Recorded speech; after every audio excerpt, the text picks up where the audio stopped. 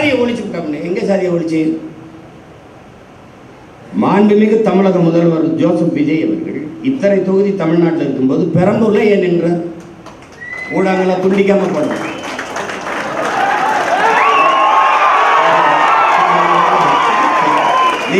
நீங்க வந்து நல்லது எதையும் கொண்டு வரதுலேயே நீங்க சத்தியம் பண்ணிருக்கீங்க. நாங்க நல்லதை தவிர எதையும் பேசுறதுலேயே நாங்க சத்தியம் பண்ணிடுவோம். ஆட்சி எப்படி நடத்துவோம்னு படம் படமா போட்டு காட்டினேன். ஒரு துணி காட்சியை போடலை. ஏன்? அவங்களுக்கு நல்ல ஆட்சி வருவதோ நல்ல அரசியல் அமைவதோ அவங்களுக்கு விருப்பம் கிடையாது. பெரம்பூர்ல ஏன் நின்றீர்கள்? ஏன் நின்றீர்கள்? நீங்க சொல்றீங்களா இல்ல உங்க கட்சிக்காரன் சொல்லுவாங்க, நான் சொல்லுவேன். இத்தனை தொகுதி இருக்கும்போது திருச்சி கிழக்கை தேடி போய் ஏன் நின்றீர்கள்? பெரம்பூரில் மதம், திருச்சி கிழக்கில் சாதியும் மதம். நீங்க என்ன பேசுறீங்க? சாதியை ஒழித்து விட்டு. உங்களை ஒழிக்காம எப்படி சாதி மதம்? இப்போ ஓடுவீங்க. ஓ மாநாடு முதல்ல 3 கிலோமீட்டர் ஓடுகிற ஒரே முதலமைச்சர் 12 கிலோமீட்டர் ஓடுவேன். ஓட விட என்னோட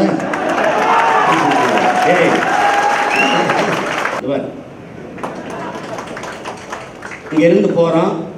இப்ப வெளியில போய் பார்க்கிறோம். பேருந்து நிலையங்கள் முழுக்க பதாகை. மக்கள் காசை வீணடிக்க மாட்டார். அதில் வச்சிருக்காப்ல 717 சில்லறை மதுக்கடைகளை மூடியது வெற்றி தமிழகம், வெற்றியை நோக்கி தமிழகம். அப்படி சிரிச்சு உட்கார்ந்துருக்காங்க.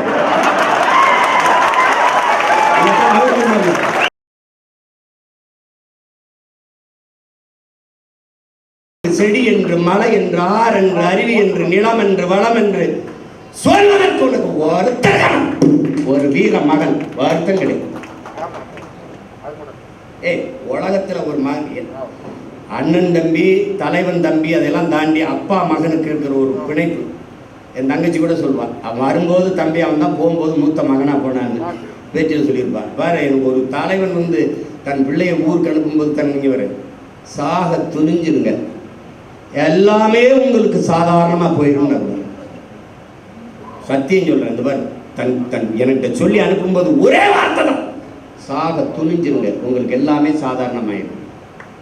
இல்லைன்னா அன்னைக்கு காங்கிரஸ் ஆண்டுகிட்டு இருக்கு, இங்க திமுக ஆண்டுகிட்டு இருக்கு. ஒரு பையன் இவ்வளவு கூட்டம்லாம் ஒத்தை மகன் கட்டி எனக்கு இவன் வரவன் நான் பாடம் எடுக்கிறது கொள்கை உறுதியை பற்றியும் நிலைப்பாடு பற்றி எனக்கு கூட்டணி வச்சு பாட்டு வைத்துக்காரடே போறதுன்னு ஆயிடுச்சு. போய் அங்கிட்டு போய் ஏதாவது புழைச்சிட்டு போவார். போகிற போக்கில் அதை புலம்பிட்டு போகாது. கூட்டணி வைக்கிறதுன்னா எத்தனை பேர் பேசியிருப்பான்? ஒரு விழுக்காடு விழுக்காடு வைக்கிறவன்ட்டு அவ்வளோ பேசும்போது 8.5 விழுக்காடு 36 லட்சம் வாக்கை தொட்டவனை எவ்வளோ பேரும் பேசியிருப்பான்? போயிருக்க முடியாதா?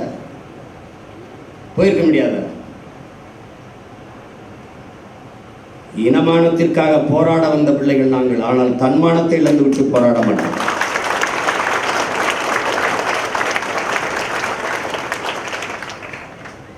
தோத்துட்டு போகிறோம். யார்கிட்ட தோக்குறோம்? தோல்வி எனக்களுக்கானதில்லை. என் தம்பி சொன்ன மாதிரி, எங்கள் ஐயா பொதுச் செயலாளர் திருமால் செல்வன் சொன்னது மாதிரி இனத்திற்கானது. என் மக்கள் முடிவு செய்கிறார்கள், அவர்களுக்கு இது சரி என்று செய்யுங்க, அவ்வளோதான். சாதி பார்த்து போடாதே, ஓட்டு போட்டால் அந்த ஓட்டு எனக்கு தீட்டுன்னு பேசுனது நாம். புறக்கணிக்கப்பட்ட ஒதுக்கப்பட்ட ஆதி தமிழ் சமூக மக்களுக்கு தேடி தேர்தல் நிற்க வாய்ப்பு கொடுத்தது நாம். ஆதி தமிழ் குடிகளுக்கு 16 22 தொகுதி பொது தொகுதியிலே நிறுத்தினது நாம். 21 16 தொகுதிகளை தேர்வு செய்து பொது தொகுதியிலே நிறுத்தினது நாம். பிறகு இந்த போது எல்லாருக்கும் நாவிதர், குயவர், வண்ணார், இது இந்த மாதிரி பழங்குடி மக்கள், ஷெட்யூல் ட்ரைப், இந்த மாதிரி இவங்களுக்கெல்லாம் கொடுக்க வேண்டியதுனால தச்சர், இவங்களுக்கெல்லாம் நிராகரிக்கப்பட்ட தமிழ் சமூகம். ஒரு தடவை கூட அவன் வென்றதில்லை. இவ்வளவு பெரிய வரலாற்றில் இவ்வளவு பெரிய துயரம் பாரு. இவன் சோசியலிசம் வா, கம்யூனிசம் வா, வந்து ரெவல்யூஷன் வா, அது வா, ஒன்றும் கிடையாது, ஒருத்தனும் செய்யலை. அதனால இந்த வாட்டி 8 இடம் கொடுத்தோம். ஆனால் நாங்கள் சாதியை ஒழிச்சுக்கிட்டோம்னு. எங்கே சாதியை ஒழிச்சு? மாண்புமிகு தமிழக முதல்வர் ஜோசப் விஜய் அவர்கள் இத்தனை தொகுதி தமிழ்நாட்டில் இருக்கும்போது பெரம்பூர்ல ஏன் நின்றார்? ஊடகங்களை துண்டிக்காம போடுற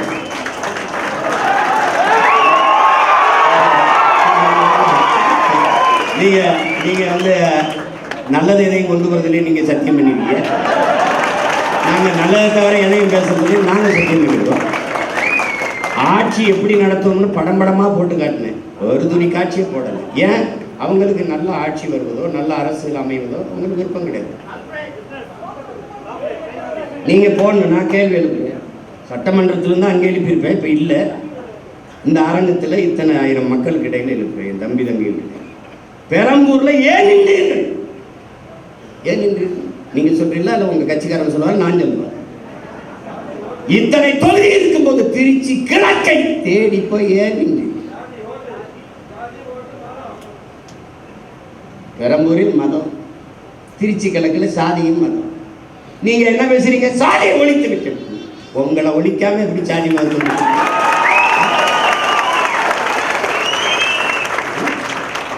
நடிக்கும் போது வராத ஜோசப் அரசியல் இப்ப முதலமைச்சர் ஆயிட்ட பிறகு ஜோசப் விஜய் அந்த படங்களை திருப்பி ஜோசப் விஜய். ஏன் அந்த முதல் படத்தில் அறிமுகம் முகமது ஜோசப் விஜய் போடல? எப்படி எப்படி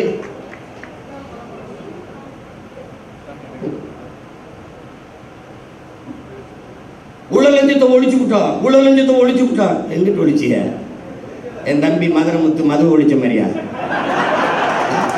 நீங்க முதலமைச்சராக நான் என்னங்க பண்ணுவீங்க? மதுவை ஒழிச்சுக்குவேன்.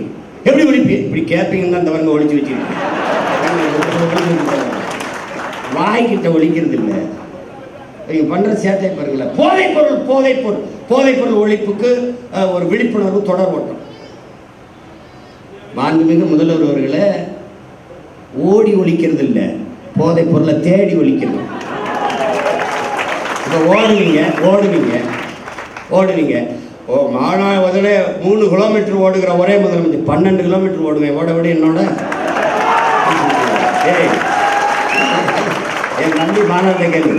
எல்லாரும் ஒய்எம்சிக்குள்ள ஓடுறான், ஒய்எம்சி சுற்றி ஓடுறான். போய் கேளுங்க. இதெல்லாம் ஒரு பெருமை. போதை பொருளை ஒழிஞ்சிருச்சா? ஒழிஞ்சிருச்சா? போதை என்பதற்கான வரையறை என்ன? மாண்புமிகு முதல்வர் அவர் ஜோசப் விஜய் வரையில் போதை என்பது போதைப் பொருளுக்கான திடப்போதை, கொக்கைன், கஞ்சா, அவின், மெத்தப்பட்டமேன், அப்புறம் வேற என்ன, அவின், குட்கா, இதெல்லாம் தான் போதைப் பொருள் நினச்சிக்கிட்டீங்க. அப்போ நீங்கள் இந்த தெரு திறந்திருக்க டாஸ்மார்க், அதில் விற்கிற பீரு, பிராண்டி, விஸ்கி, ரம்மு, ஜின்னு, ஒயின், இதெல்லாம் கரும்புச்சாரா இல்லை பழச்சாரா இல்லை கோயிலில் கொடுக்குற புனித நீர் தீர்த்தமா? அது என்ன பேரு? அது எப்படி? இவங்க மாற்றம் என்ன மாற்றங்கிற இதே பேசுறது. நம்ம மாற்றம் சொல்றதுனால மாற்றிட்டோம், நாங்க மாற்றம். என்ன மாற்றம்? இந்த திராவிட கட்சிகள் அரை நூற்றாண்டுகளாக வெறும் செய்தி அரசியல், விளம்பர அரசியல் தான் செய்தது. சேவை அரசியல் செய்யவில்லை, செய்யாது. தேர்தல் அரசியலே செய்தது, மக்கள் அரசியல் செய்யாது. அதேதான் இவர் செய்தது. இங்க இருந்து போறோம், இப்ப வெளியில போய் பார்க்கிறோம். பேருந்து நிலையங்கள் முழுக்க பதாகை. மக்கள் காசை வீணடிக்க மாட்டார். அதில் வச்சிருக்காப்ல 217 சில்லறை மதுக்கடைகளை மூடியது வெற்றி தமிழகம், வெற்றியை நோக்கி தமிழகம். அப்படி சிரிச்சு உட்கார்ந்து அவர் என்னன்னா, நான் முதல்வன். செப்டம்பர் 16 இருந்து குடும்ப தலைவிக்கு 1000 பூ கட்டுற ஒரு அம்மா, பாத்திரம் வைக்கிற அம்மா படத்தில் இருக்கு. நான் தினம் திரும்பி பார்த்தே போகல. நான் வேற புதுச்சேரியிலேருந்துல வரணும் தினம் உள்ள தெருவில் பூரா பார்க்குற நிறைய பேருந்து கிடக்குறல, பேருந்து நிலையங்களை பார்ப்பேன். அவர் அப்படியே உட்கார்ந்துருப்பார் ஐயா. இப்போ இவர் உட்காந்துக்கிட்டு இவர் இப்போ இருங்க வர. அப்புறம் சிங்கப்பெண் பெண்கள் பாதுகாப்புக்கு சிங்கப்பெண் சிறப்பு படை, அதுக்கு ஒரு விளம்பரம். அப்படி சிரிச்சுட்டு இருக்காப்ல. அதுதான் சட்டசபையில் பேசிட்டீங்க, சொல்லிட்டீங்க. செய்தி நாளேடு முழுக்க, ஒரு தொலைக்காட்சி முழுக்க வந்துருச்சு, மக்களுக்கு தெரிஞ்சிருச்சு. அப்புறம் அதுக்கு இவ்வளவு கோடிகளை செலவழித்து தெருவா விளம்பரம் இருக்கு. இதுதான் செய்தி விளம்பர அரசியல்.